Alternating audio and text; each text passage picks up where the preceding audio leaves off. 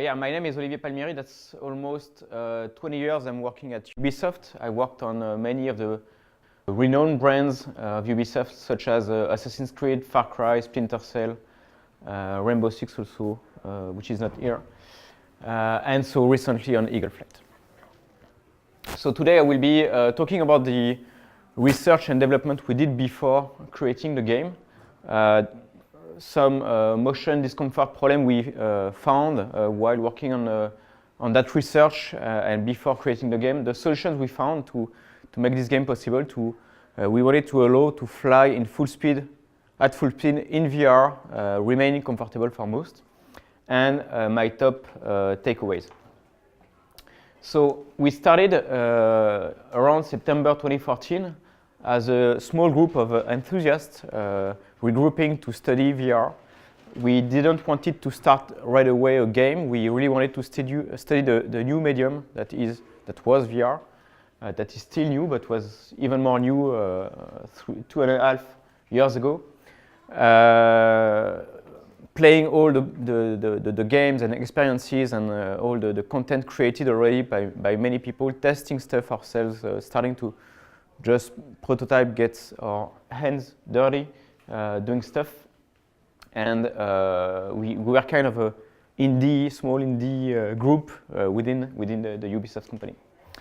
What we wanted to do, it's similar to the design principle called form follows function, where we study first the functions, the functionalities, and then we apply a form on top of it. So that's why we did R&D to study how to make motion as comfortable as possible. And first, we were not even thinking yet about flying. It was really how can we have locomotion in VR that is comfortable. We were hearing and we were testing that locomotion in VR was really problematic, and it was impossible to have fast locomotion in VR and make it comfortable. Back then it was impossible, so that's why we wanted to make it possible. And that design principle is used by many companies, also Nintendo for a video game company, or Steve Jobs also.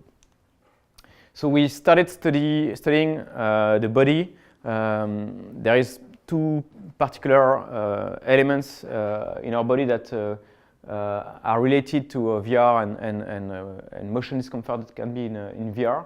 Internal ear. So our internal ear has semicircular canals that tells us how much we move our head. So it's very precise. It's really X, Y, Z axis, and we have two of those, one in each here. And it tells our brain exactly how much we tilt our head, how much we move our head forward. And it works with a kind of fluid and air seals and some stuff.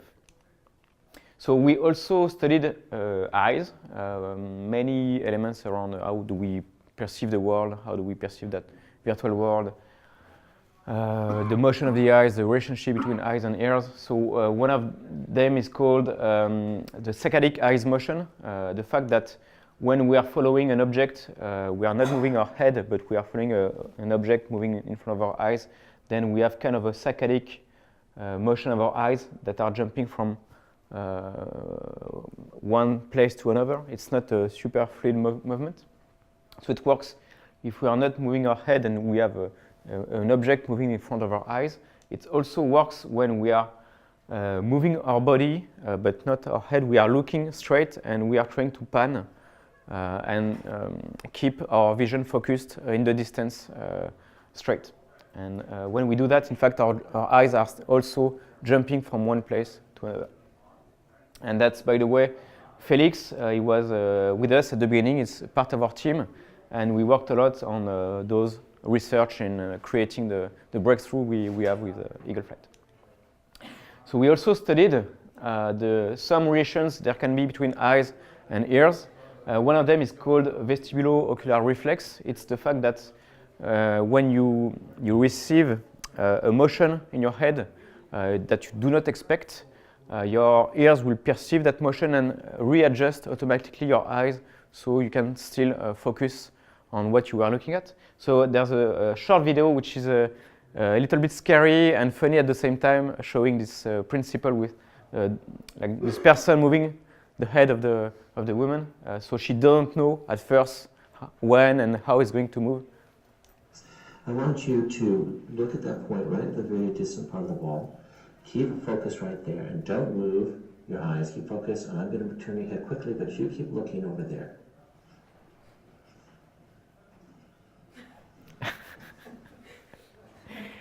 So it's a bit scary, but it shows that there's really a process, a natural process here. Ears are detecting the motion and are adjusting automatically the eyes, even if we don't know in which direction and how much we are going to receive that motion. We also studied what other companies might be facing with simulation sickness. And in fact, it's a real issue for NASA. As you can tell, they're not showing so much those kind of pictures, but it's a real issue they are having with a lot of astronauts going into space.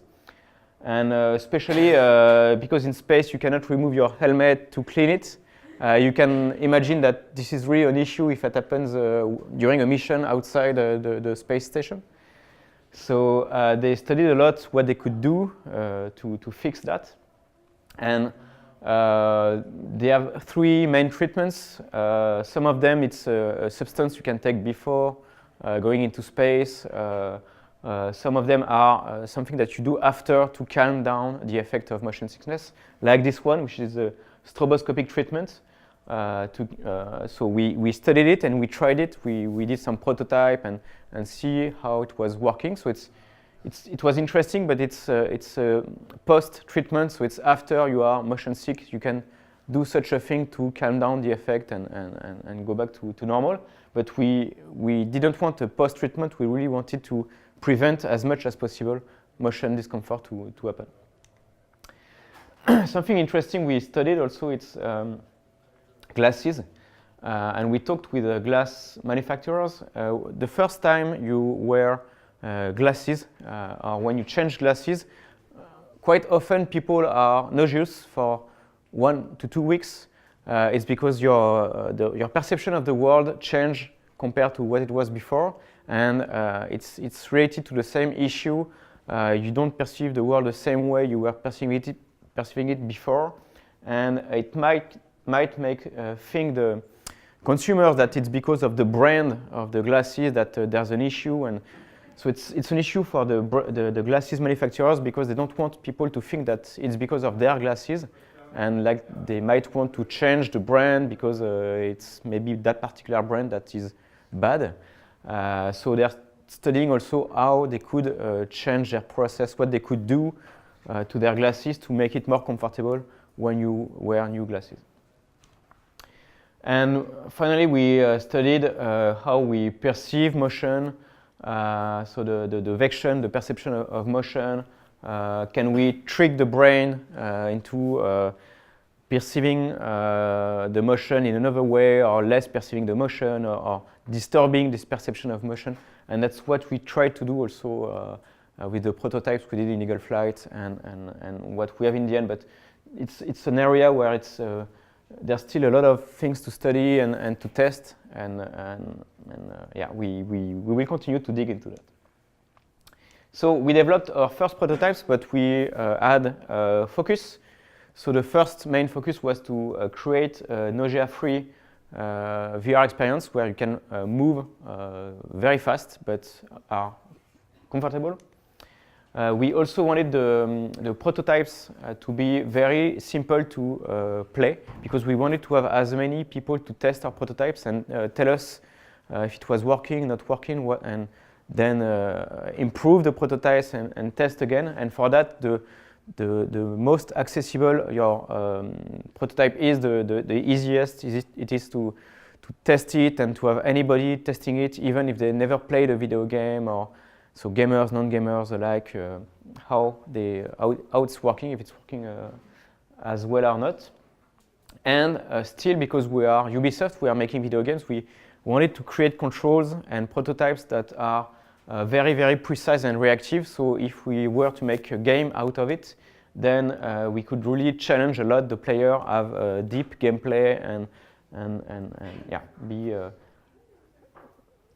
be precise and very reactive in the controls.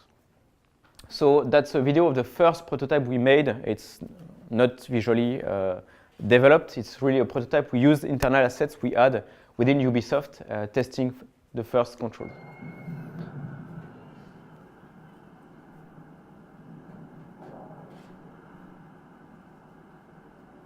So another word on intuitiveness, it allowed us to test within Ubisoft with many people, but also outside Ubisoft. Fairly quickly in June 2015, we went also to big events like the E3 and Gamescom and some other video game renowned events to test it with various people. For example, the people on the left never played a video game before, and they were not sure that they wanted to test our prototype, and so I was able to convince them to try. And after a few minutes flying in the game, then I asked them, was it okay? Do you want to stop? And the person said, no, I just want to continue and to go back flying. So that was very cool for us, and they were feeling very comfortable. So that's cool. We tested with gamers also, and we also had the chance to receive the Canada's Prime Minister Justin Trudeau playing Eagle Flight and enjoying it also. So yeah, we tried to make the controls very simple, so we have a lot of playtesters. Using your head as a controller, so in Eagle Flight, that's the way you fly. You basically look where you want to go, and we have what we call a tilt control. So you tilt your head to the left to turn left, and you tilt to the right to turn right. That allows you to go wherever you want, even if you are playing on a fixed chair. You don't have to turn yourself and look the other way. You can tilt, and then you will turn in that world. And using those kind of controls showed us also that we had very direct control, very reactive and responsive controls, and very intuitive also, because you don't need to interface with your hands, learn how to manipulate a joystick to control your direction in the game. And you don't need all that process. Everything remains in your head. It's a very short path between your brain and your muscle in your head to decide where you want to go. And that makes it very, very simple and very reactive at the same time. And we have also very natural motion, like you can imagine if you have an obstacle coming onto you while you are flying. Naturally, you would duck, and VR is very immersive. So when you see such a danger, you would naturally duck to avoid it. And because we are using the head control, then you also duck into the game. So very naturally, you go under the obstacles and you avoid the obstacles. Even if you didn't think about it, your preservation system, if I may say, will automatically adjust your movement into the game. So this is an example of the precision and reactivity we can have. That's a level called the Catacombs, and it's going very fast, and you will see there's a quick reactions, but it's not difficult to do what you are going to see. Like anybody can do it in a few minutes after playing the game, because it's so natural and reactive.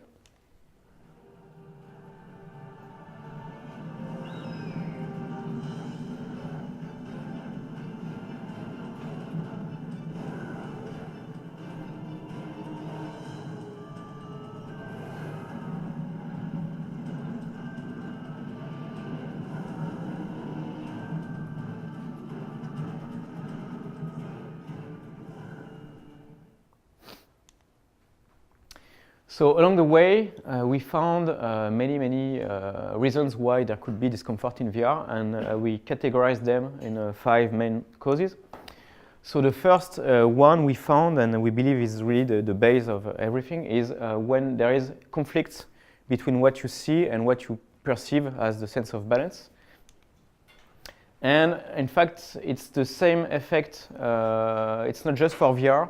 It's the same thing that happens when you are on sea, in a car, in space, in a simulator, or any of those moments where you may have sickness because of motion and the way you see the world. So why do we have that? It's a defense mechanism from your brain, from your body, to prevent your body to ingest neurotoxins that could be dangerous for you. So when it detects that what you see is disturbed compared to what you sense as balanced, like imagine it could be drugs that make your perception of the world spatial, and you don't feel the same, or exactly at the same moment, you don't necessarily feel the same motion, then your brain thinks it's you ingested something that is dangerous for your body, and it's trying to eject the poison. So that's the nausea we feel. The body is trying to eject the poison. If it's soon enough, then it's the nausea, but it can be also after the other way. If it's too late, and it wants to eject the poison in another way. So it works if you feel motion but you don't see it. So there's the example of the boat. If you are in a room without windows, you can have the perception of motion, but your eyes are telling you that no, in fact, you don't see, compared to the horizon, the motion. Everything around you seems to not be moving in the same way as your body feel it. There's also a very renowned example when you are reading a book in a car. Your eyes tells you that the book is not moving compared to you, relative to you, but your body is moving, and so you don't see that, and so the brain triggers nausea. It works the other way around, so if you see motion but you don't feel it, an example is in space. Inner ears works with gravity, and in space there's no gravity, so in fact the inner ear cannot tell to the brain that there is motion when you are moving around or when you see the Earth rotating and stuff like that. So that's one reason why so many astronauts are sick in space, and there can be other cases like that. So that's really the most important factor of why you can have discomfort. A second element, which is related in fact to this one, to the first one, is if the visual continuity is not met. So the inner ears are very precise and tell all the time to the brain how much you move around. So if while you are panning, for example, there would be the picture freezing in that virtual world, so your visual says the world is not rotating anymore, but your inner ear says, yes, I feel the rotation, then it's the same process and nausea can be triggered.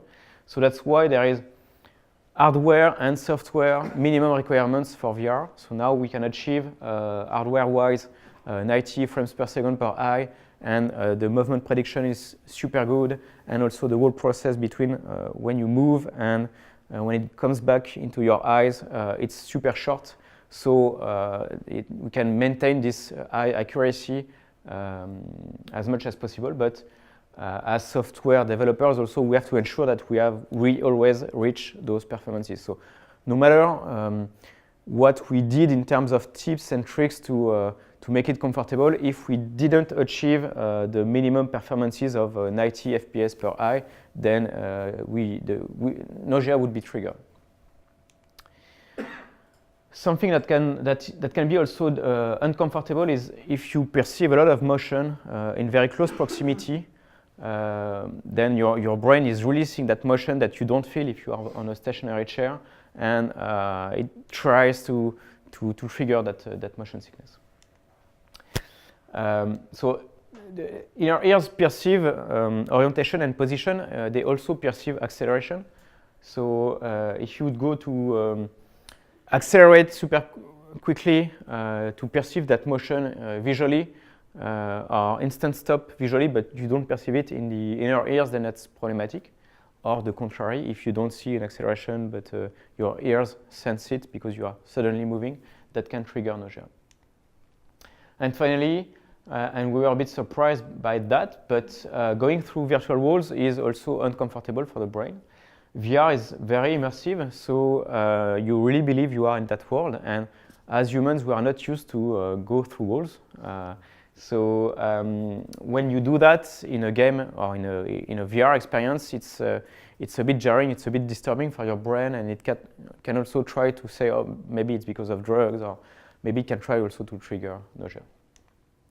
So that's the 5 main causes we found for VR discomfort, and that's the base we had to work on solutions to discomfort in VR. So some of the solutions we found, because we have to reduce the conflicts between what we see and what we perceive as motion, then we decided to go with head motion. So your head is really controlling what you do in the game. So at all time, when you are moving your head, your inner ear confirms what you perceive as visual. So where you look is where you go. Even if you look down, up, left, right, you have to move your head, so your ears are involved into that motion and confirm what you see. Which means that we had to be in a three-axis environment. We tried also, we had what we call a ground controller, where you are walking on the ground. But the problem with that is if you look down, in fact, when you walk, the motion is this way and you are looking this way, so it's contradictory. So then we established that we needed to move in 3 axes. So it could be that you fly, it could be that you are in space, it could be that you are swimming underwater, but we needed that freedom of being able to go in the 3 axes. And that was one base of, okay, that's the first thing that will determine what we are going to do as a game. Meaning that if we respect at all time head position and orientation in eagle flight, if you want to do a looping, then you actually have to do yourself a looping. Because we always keep the same orientation as your head in the game. So that's possible to do that in eagle flight, and we kind of tried it, but you have to do that if you want to do loopings. Also, some people asked us, eagle flight, you are an eagle flying, why are you an eagle? Why it's not a plane, a dragon, a spaceship? Animals do not tend to do loopings or barrel rolls. You would expect that maybe from a plane, but we wanted to always respect head orientation. So if you are like that, we don't do a looping. We just keep the motion like that. So that also refined our choice to be an animal. So it works. You respect head orientation and position, and the second thing is constant forward vection. So you always go forward at fairly always same speed, maintaining the same direction. So in eagle flight, you are always flying forward, and you are always flying where you are looking at. So if you look down, then you are diving. If you look up, you are climbing. You always fly where you're looking at, and at near constant speed. So we don't create those instant stop or instant acceleration. And it's because inner ears are, as I said, sensing acceleration. So continuous motion is the best, and we can play a little bit around it. We can slowly decelerate or accelerate, but what we cannot do is really create instant stop that you would perceive visually and not perceive in your inner ear, or have a speed boost. For example, in eagle flight, and you may have seen that in the video, at some points we are in a stationary location. You can be on nests around Paris and look around you and witness that world. But when we have a transition between fixed location and flying, or flying and fixed location, and we fade to black in between to hide the transition, because we cannot instant stop or we cannot instant fly. We have to find a solution, otherwise it would be uncomfortable. And we worked a lot on the perception of acceleration, so we cannot instant speed boost, but we wanted the player a little bit to control his speed, so we worked with the perception of acceleration with speed lines and FX and the sound to make you feel that you get an acceleration, and you are getting a little acceleration in the game, but it's also coming a lot from the perception of it, and we had to play a lot around it to make it understandable but not uncomfortable. So for example, here, when you go through the rings or through those speed wind tunnels, then you are getting acceleration. We are having leaves, effects, sound, vibration, but you are not so much going faster. You are, but we are really playing around it.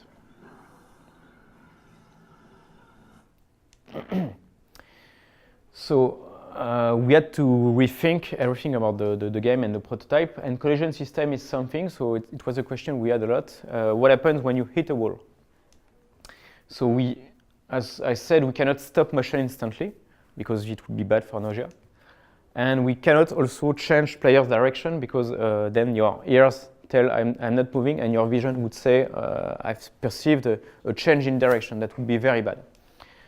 And we also cannot really go through the collisions, also that would be jarring for your brain, so we couldn't do that. So what we decided to do is quickly fade to black when you are going to collide with an object, an obstacle in the environment.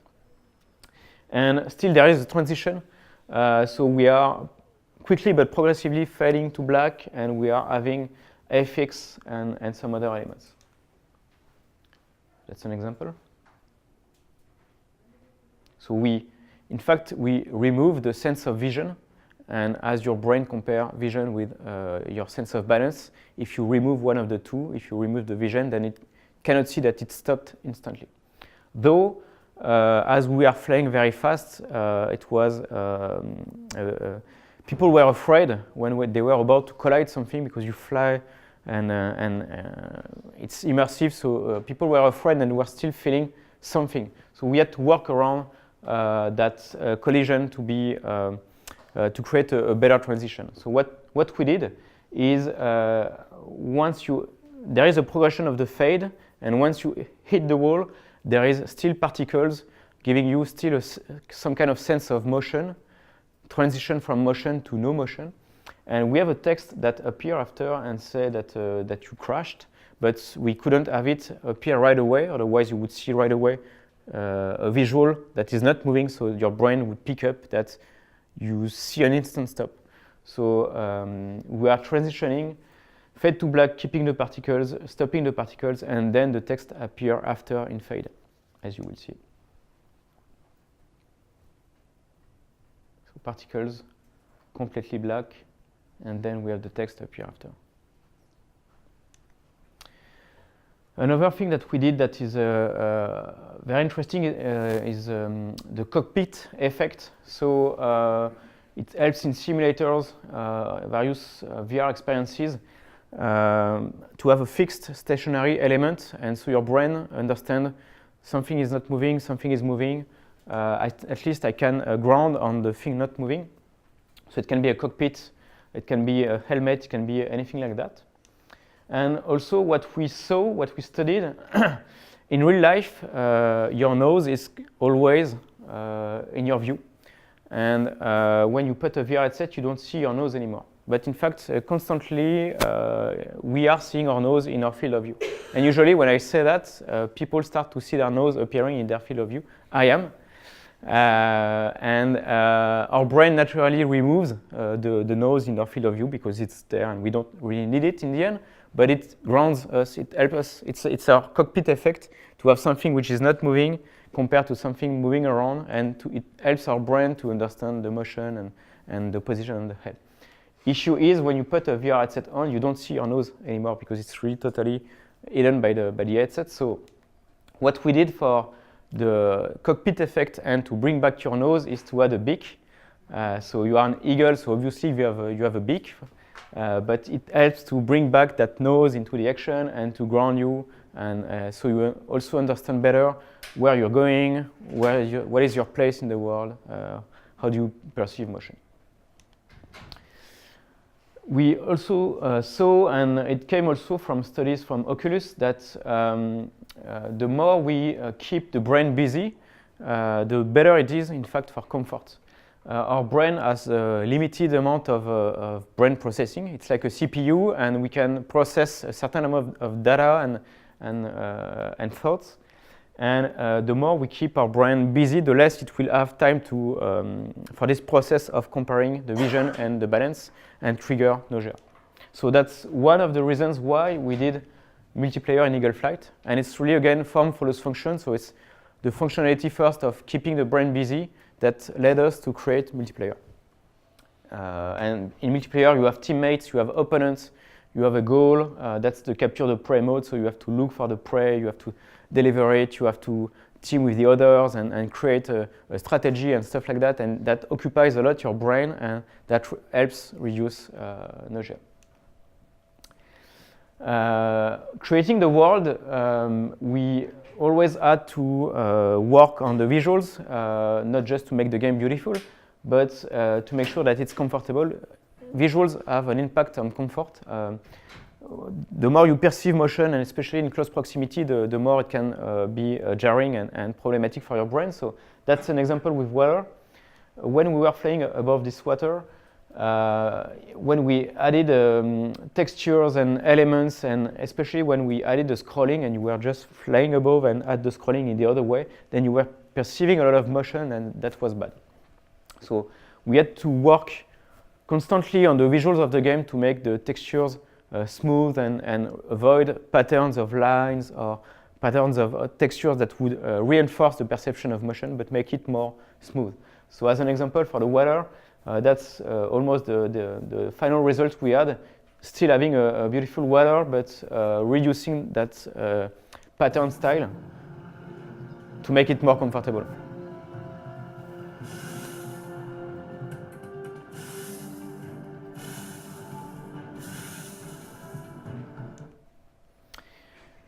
We can act on visuals, we can also act on sound. So we work with the sound to make them theatrical, to reinforce for the brain the fact that it's really happening. So when you fly up, we have a strong flapping sound. When you dive, we reinforced the wind sound to make it believable for the brain. Finally, the last thing we studied is the peripheral vision. In the animal kingdom, including humans, animals do not perceive they don't have the same peripheral vision. Some animals have a wider field of view, some animals have a smaller field of view, but better perception of depth and focus. Usually it's prey that have a wide field of view for defense, and predators that more focus and better perception of depth. We are in between, but still, we are very sensitive to motion in our peripheral vision, especially in the far peripheral vision, and that was useful for us when we had to gather food and fight animals to sustain our body. And that helped us a lot back then, but it was not so much well designed for VR back then, our body. So regarding that, we decided to work with it and try to reduce the perception of motion in the peripheral vision. So what we added was, we called it dynamic blinders. So it's dynamic, so it's not here all the time. It's when you perceive lots of motion in one side of the screen, so it works left, right, bottom, and top. When you perceive motion here, then we have a blinder that comes in to hide motion in that area. And as soon as you don't perceive anymore, there's no motion in close proximity, then we remove the blinder. So here's a short video of our prototype showing the technique. So while you go inside tunnels, it really closes the vision to remove perception of motion in your peripheral vision. And once you go back open, then it opens again. And that's a very natural process for the brain. It's very known, in fact, for Formula One drivers or also pilots, jet pilots. Naturally, the vision tend to focus and reduce the peripheral vision to give more reflexes and vision to what we are looking at. Probably so that also helps with motion sickness too, I can imagine, because you're not seeing everything happening so quickly as you go by. Exactly. So that's helping us a lot in Eagle Flight. That's why we added it. We also worked on the transition between the blinder and the picture disturbing motion. So as I was explaining a bit, it's not just about hiding the motion, but also disturbing the perception of motion for the brain to make it accept more VR. So this is the summary of the main solutions we used, and we created the game around that. We made the game out of that, and that's why we chose to be an eagle flying above Paris. It's really the form coming from function. So my top takeaways, I would say, working on this game is that using your head as a controller in VR, it's really good for comfort. Always trying to respect what your eyes see compared to what your inner ear sense. The second thing is that we should never force motion to the player. That's two examples. It's not VR games, but we get the idea. If you would receive motions like that you don't expect, that's really bad for comfort. So we have to do something in such occasions, whether hiding the motion or disturbing the perception of motion, but that's very uncomfortable. And that worked for us, and that's, I think, especially in the case of a new medium like VR, to study first the functionalities, study first the medium, and try to create a game made for VR in our case.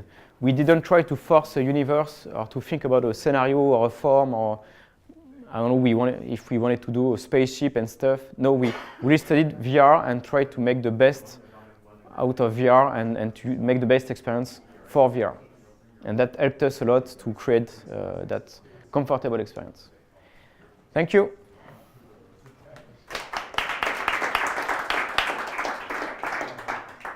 My name is Vicki Ferguson. I'm a lead programmer at Ubisoft. I worked on the Eagle Flight prototype and then eventually game with Olivier. I used to work on sports games, and I was really focused on trying to make realistic looking characters, so skin, eyes, hair, stuff like that.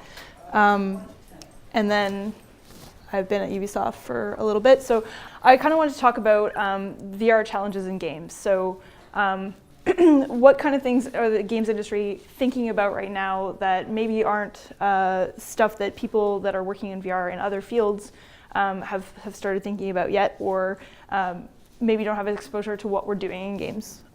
So these are the three topics that I thought were most applicable. Locomotion is a really big deal. How do you move throughout a world and stay comfortable?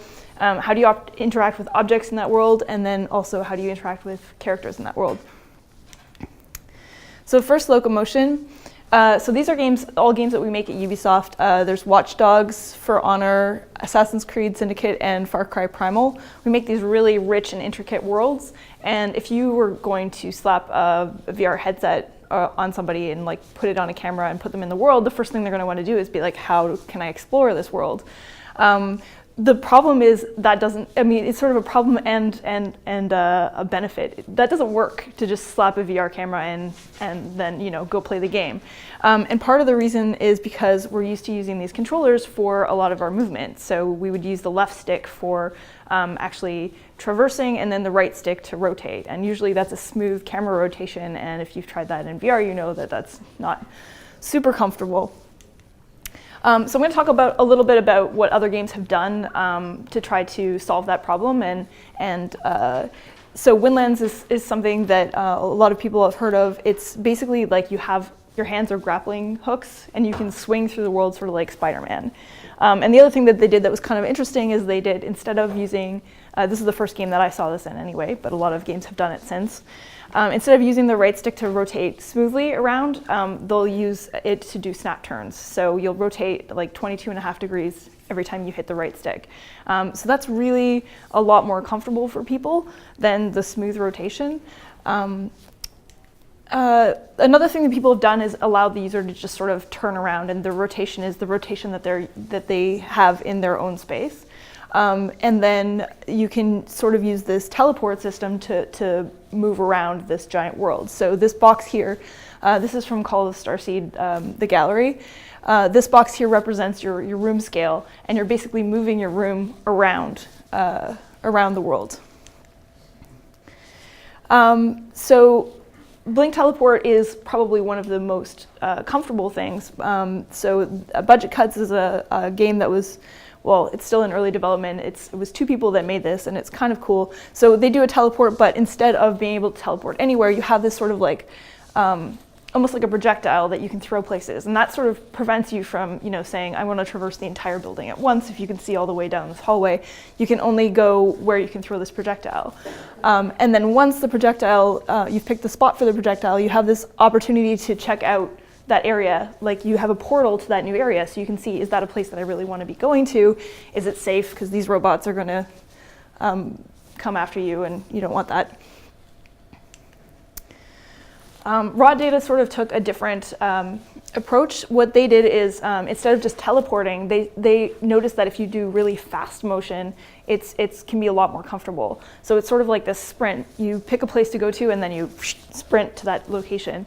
So that works well for super action-y games, rather than teleport, which often feels slow and a little bit restrictive.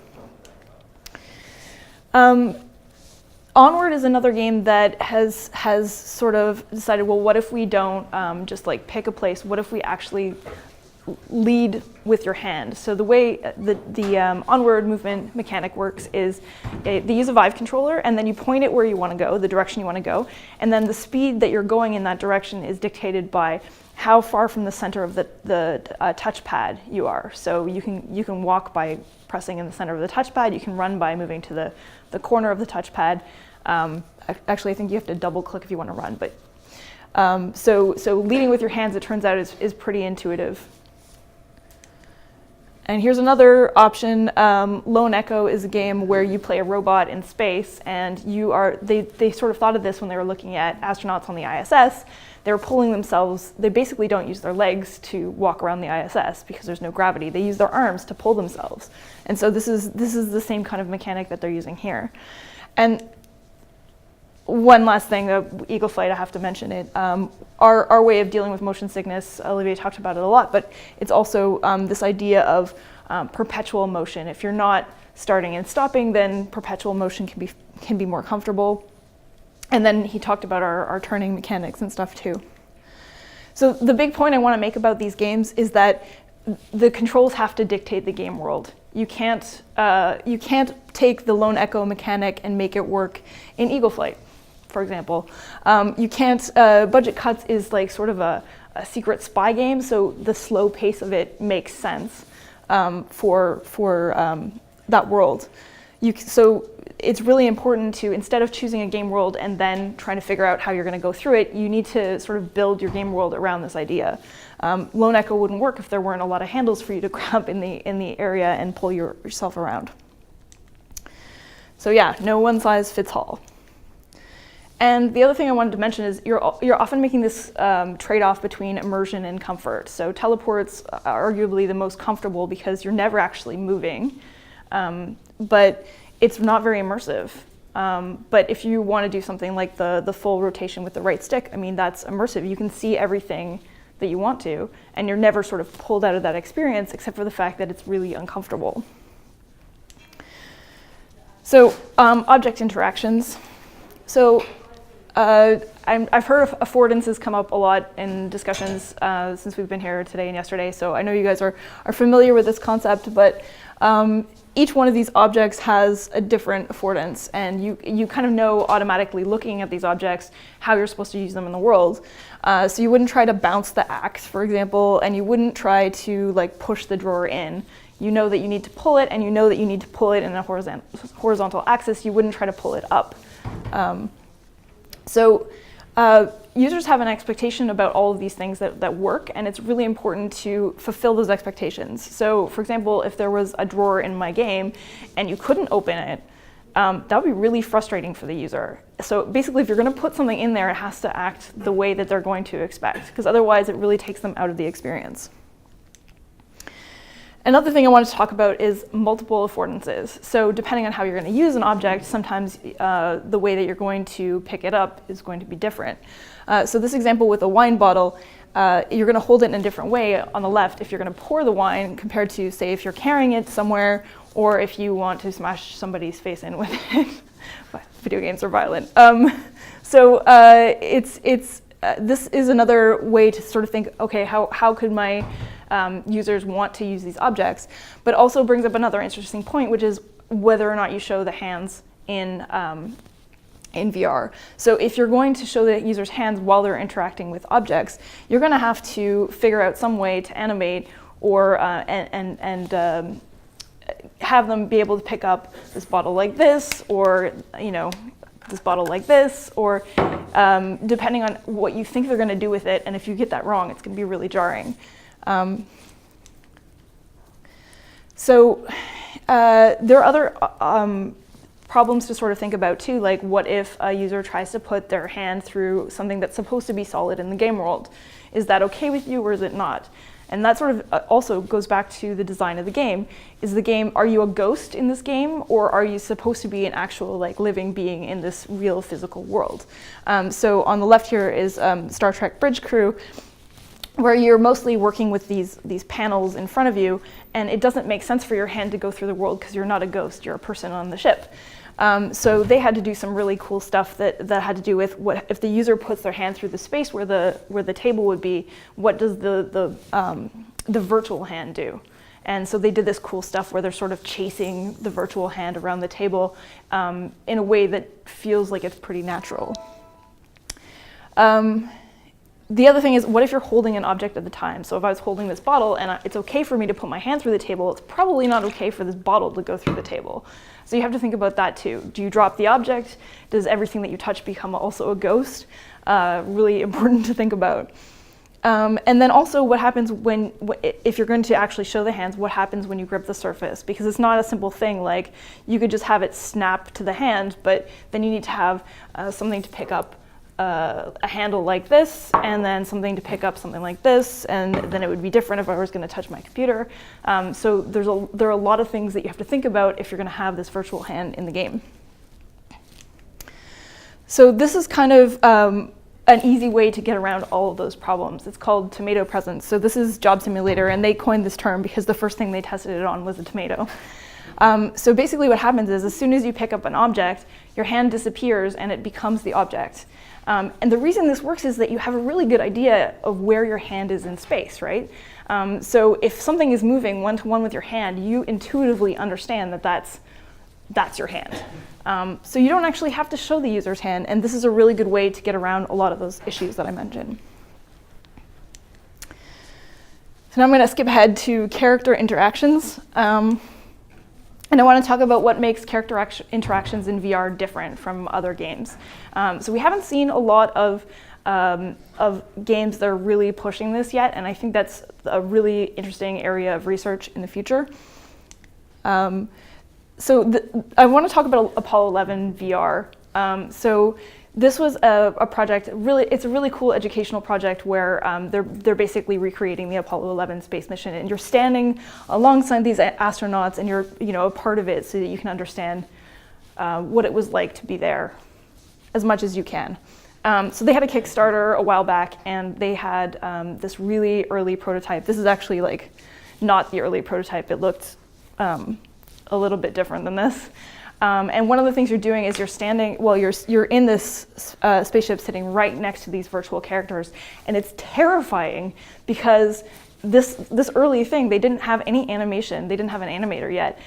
They had these really basic character models, and they're just like this, and they're standing right there. And I kept thinking, if this guy looks at me, I'm going to scream, because it was a really, really unnatural experience. And this has been a problem in video games in the past too, that characters have sort of been into that uncanny valley, and I feel like we're starting to get back out of that uncanny valley in flat games, but in VR games it's a really easy pitfall to fall into, because we're still right in that uncanny valley. Anything that's unnatural we'll notice immediately because we have a better sense of that physical space. So this is something that can help. This is a really cool demo called Coffee Without Words. So there's very little to this demo. You're sitting in this cafe with this woman, and there are people sitting around, but they're not important, so they're kind of, they don't have any textures or anything. And the whole demo is she's sitting across from you, and you get this idea, she's kind of pissed off with you.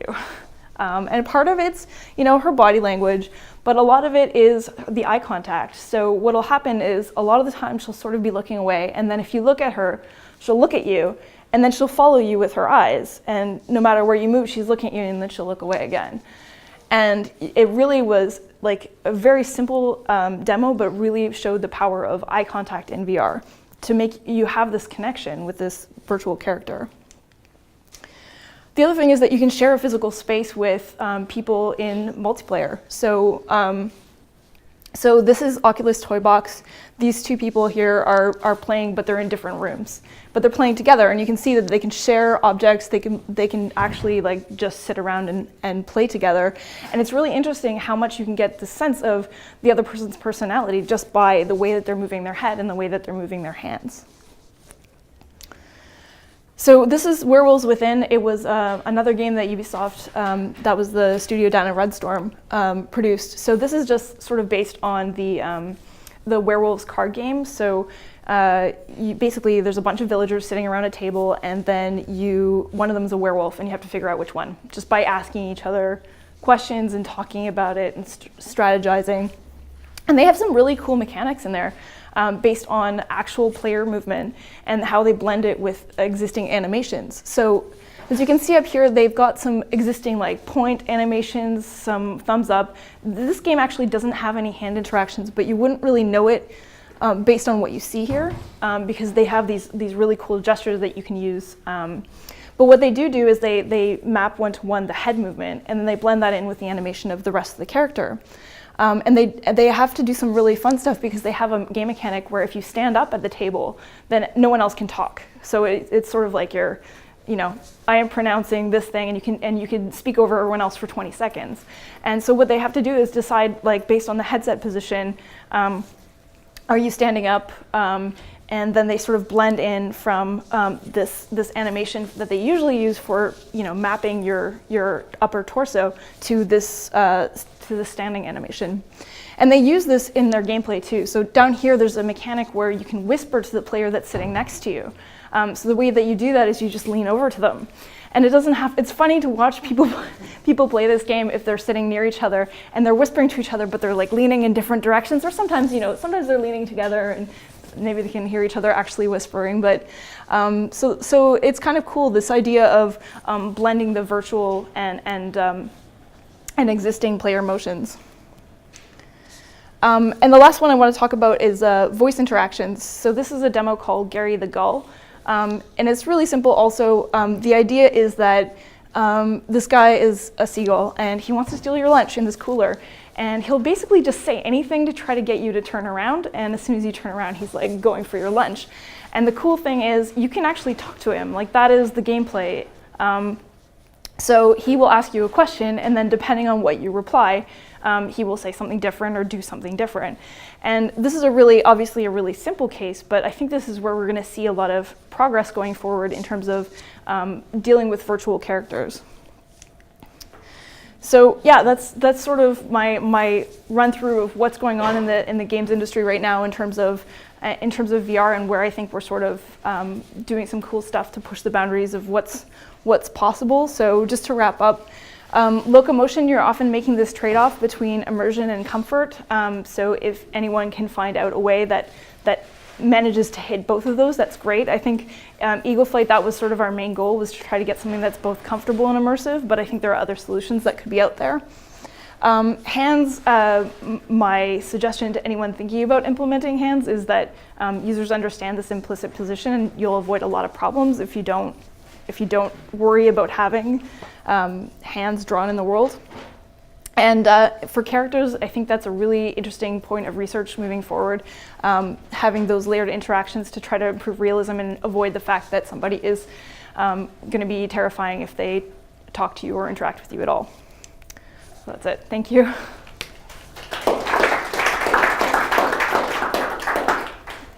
So if any of you guys have questions for either myself or Olivier, so as I mentioned, I was the lead programmer on Eagle Flight, so if you have any questions about how any of the stuff that Olivier talked about was implemented, I'm happy to answer those too.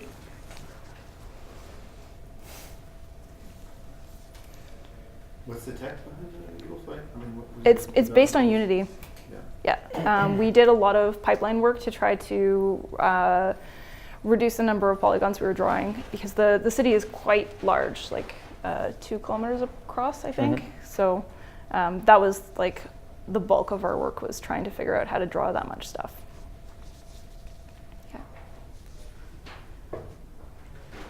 But if you have a specific Unity optimization questions, I'm happy to talk about that too. Anything else noteworthy happening with this sort of continuous motion world? Any underwater stuff that you know of, sharks and things like that? Go ahead. Go ahead. You go ahead. Using those kind of techniques, you mean?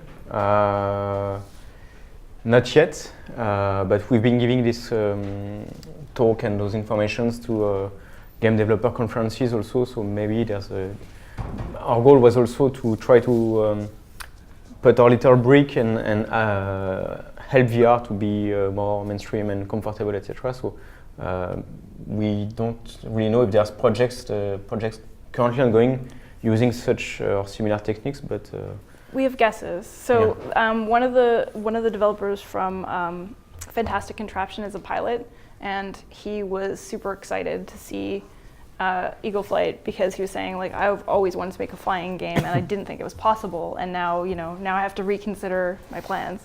And that's another cool thing, that we've actually had like those kind of comments from a lot of pilots, because there are some things that you learn if you know how to fly a plane that you can also use in Eagle Flight. Like this idea of tilting in one direction and looking in a different direction so that you can go in one direction and shoot another player in another direction, sort of thing. Because it's kind of like, apparently kind of like landing in a crosswind. Yeah, it was very natural for pilots to learn how to control Eagle Flight. The tilt control that we have is not so intuitive for people, because they don't tend naturally to understand that okay, you bank and you are an eagle, and so you bank to turn. But it was very natural for pilots, because when you control a light flying machine or a real plane, that's what you do to turn. In fact, you bank to turn. So it was cool to have their feedback also, and usually the pilots or the people piloting planes or lightweight machines really enjoyed the game and really enjoyed Eagle Flight, and it was very natural for them, so that was cool for us. Okay. Yes? So how successful do you think you were at the end in making the game accessible to the widest audience, and what do you think you might be able to do differently in the future to improve that?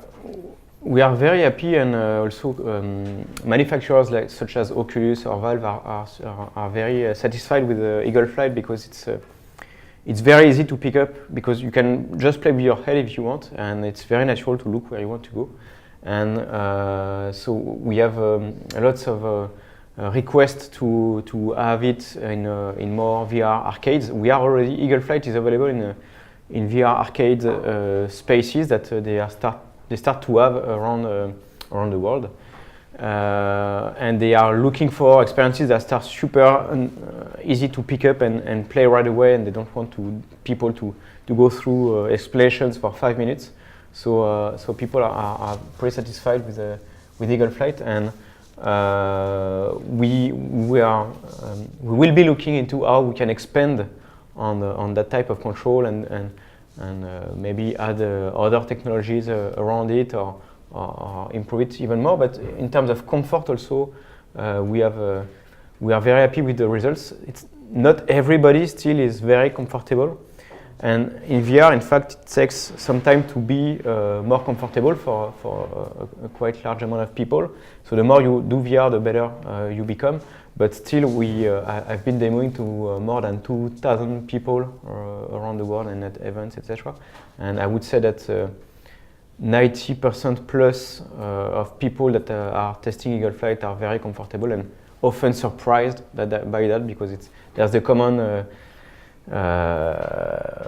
like a joke, okay, where is the bucket for me before I play, or I don't want to play that game, I'm going to be sick. So sometimes we have to convince people, and many times they are very surprised by it. So we still have to make it even more comfortable, to try to reach 95, 99% maybe.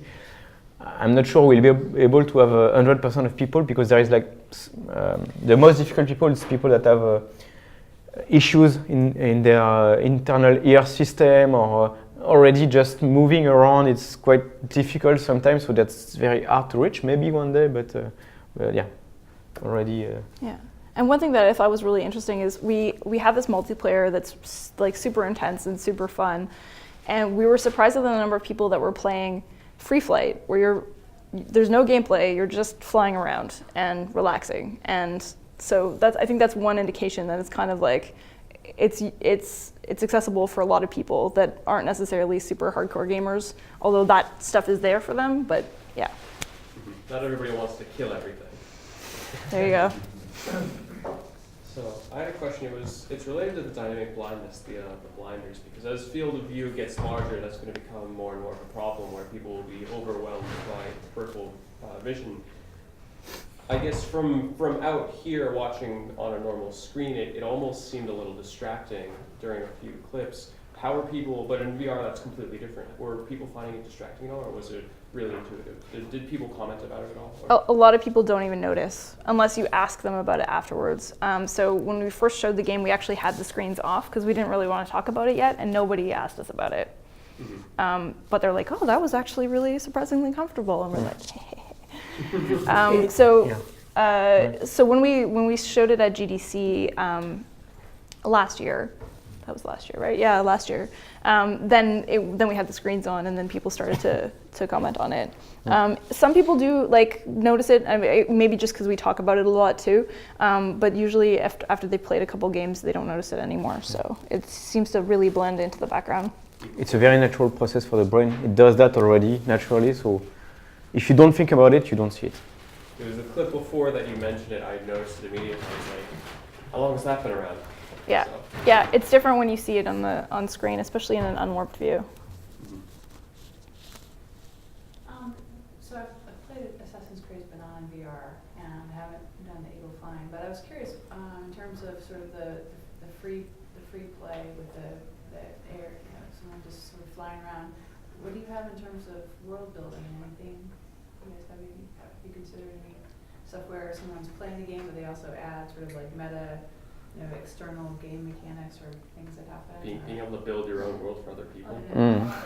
Huh? Modding? Yeah. Yeah, well, modding, yeah. Maybe. Oh. Yeah, that's a cool idea. We didn't really consider it for the scope of this game, just because we had enough just trying to get that size of world. And actually, like, we wouldn't want to, I guess, let people make a bigger world. There are some design constraints for how small a place you want people to fly through, and making sure that they don't have like super fast turns. But yeah, that's interesting to try to allow users to make their own stuff. Birds flying around, you know, what happens when you're underneath birds as they're flying over you? Yeah. So one thing we have in the world is we have like these animals that are running around, and so you can like do your eagle yell at them, and they'll just sort of go like, ah. But it becomes a gameplay thing too, right? Because sometimes they'll like an elephant will sort of like reach up on his hind legs, and that'll maybe block someone that's flying behind you. So you have the ability to interact with the world, but right now there's no way to build it. But as Vicki was saying in her presentation, the world is very important, especially in VR, that you build your world for VR also. And we crafted Paris looking at the real Paris, so based on Google Maps, our city designer was really placing the streets, the landmarks, etc. But we also crafted the city a lot for the gameplay. So we chose Paris. People ask us, why did you choose Paris and not New York or Tokyo or whatever city? Paris for us was interesting because it's an organic city. There's no two streets in parallel. The streets are going everywhere, and sometimes they are very tiny. And as a challenge, because you are precise and you have such reactive controls, it was very interesting to have organic streets and city and secret passage and trees and stuff like that. So we passed a lot of time crafting the city really to make it very interesting to navigate.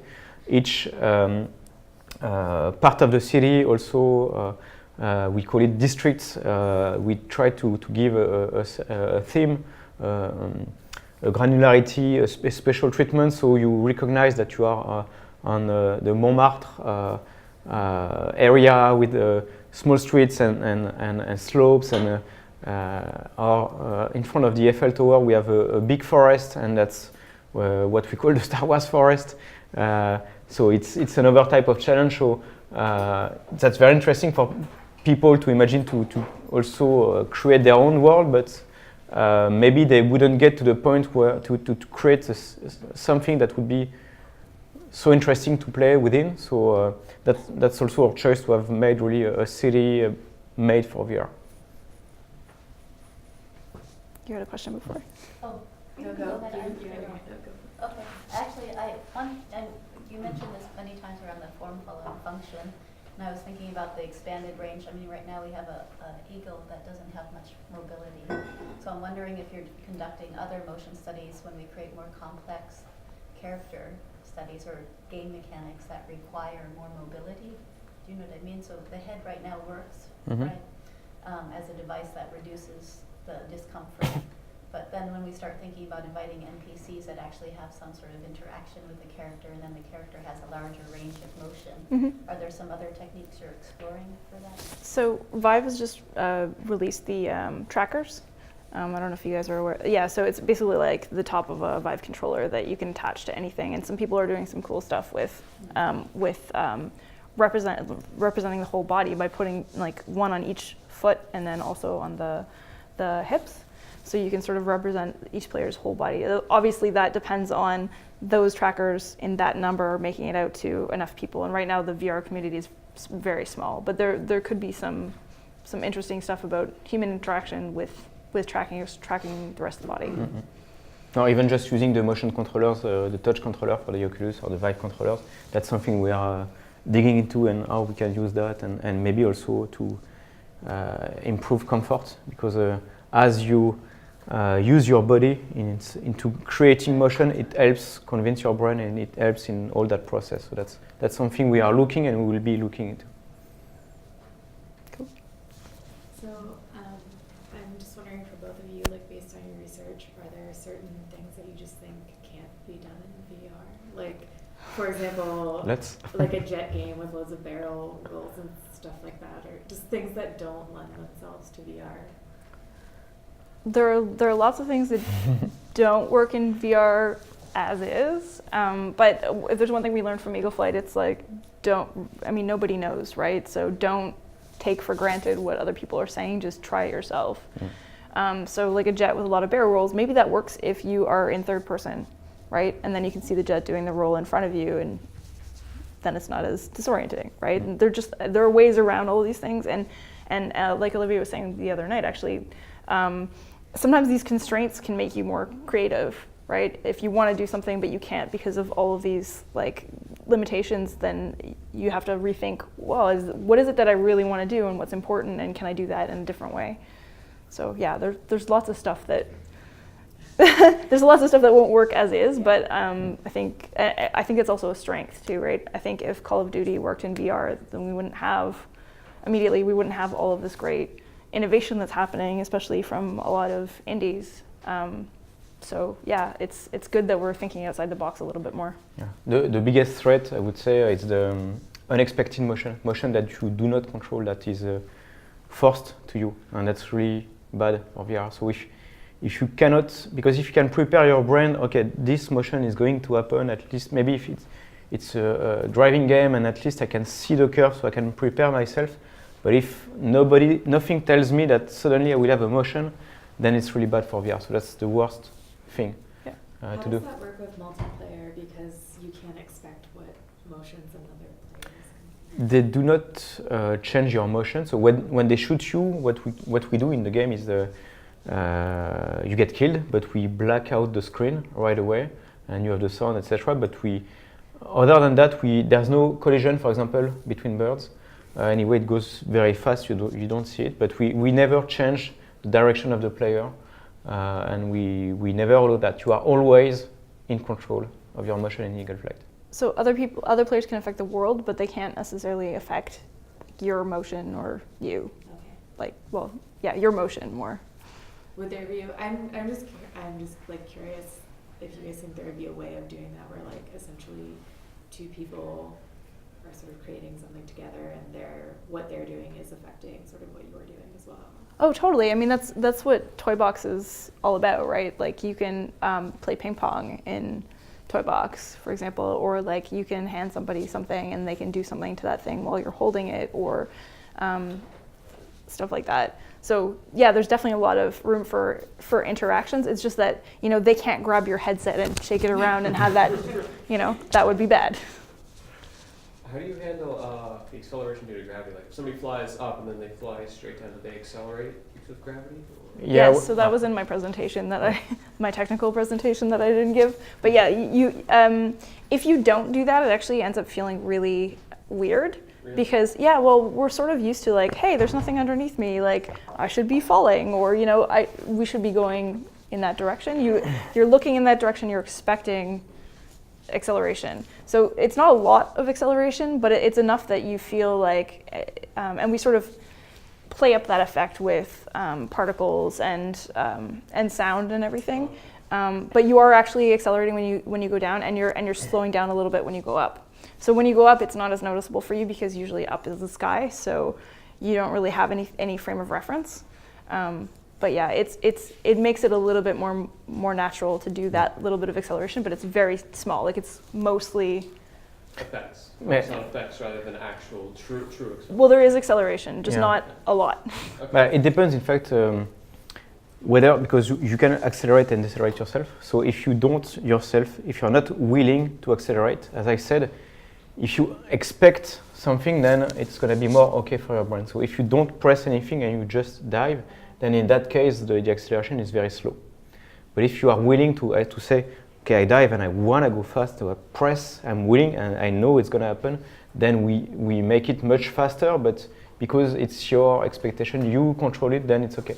And in that case also, we are using the gamepad vibration to reinforce this feeling of you're going fast, wind, etc. The wind is theatrical, so it helps also convince your brain that it's really happening and it's coming from you wanting to do that. So yeah, and so if you want to go the fastest you can in the game, you go to the top of the Eiffel Tower and you dive down, and it's kind of awesome because you dive down and then you're right in the Star Wars forest, and you can kind of try to, yeah.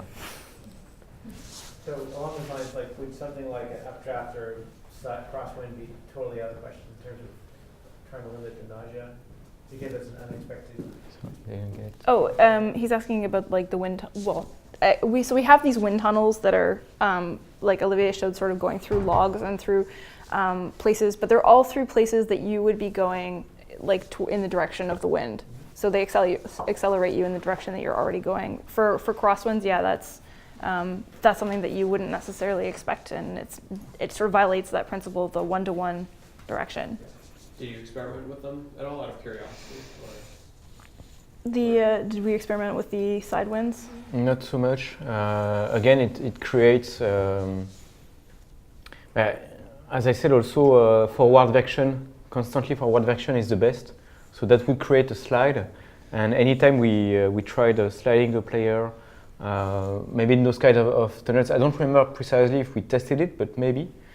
Or it could have been in the motion. At some point we also tested, okay, but what happens if we add inertia and when you turn, it does not turn right away and you slide a little bit? That's very bad for comfort. So we just simply said, okay, that's a strong rule. We will never move the player sideways or in an unexpected way, and it's always constant forward vection. And we created the game around that. But as Vicki said, then it helps creativity, in fact, having constraints. It gives you other ideas of things you could exploit or how you could use that motion. So constraint is good for creativity.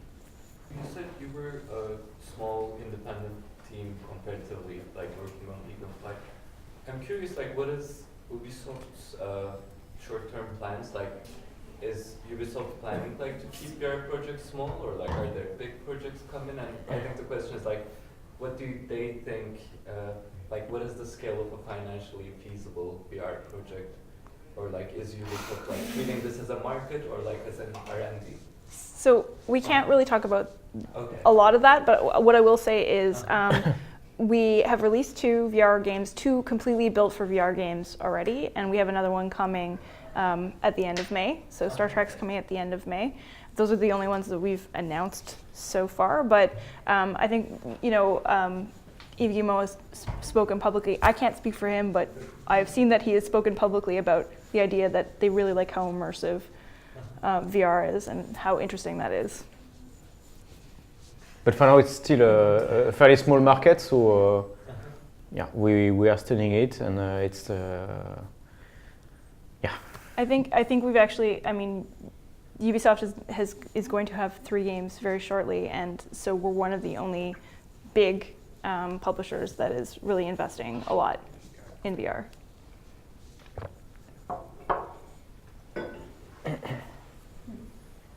Cool. Thank you. Thank you, everybody. Thanks.